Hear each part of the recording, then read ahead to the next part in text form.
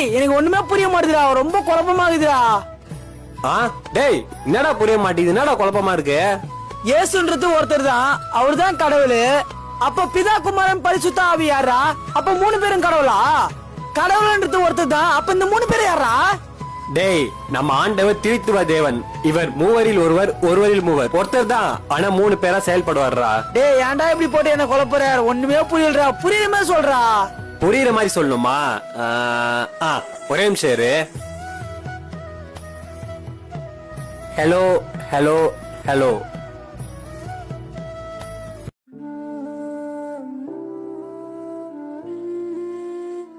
என்ன பண்றான் இவன்? டேய் இது நானும் ஓகேவா? அப்போ இந்த வாய்ஸ் யாருது? Hello hello hello. உந்து எந்தா அப்போ இந்த காத்து அதுவும்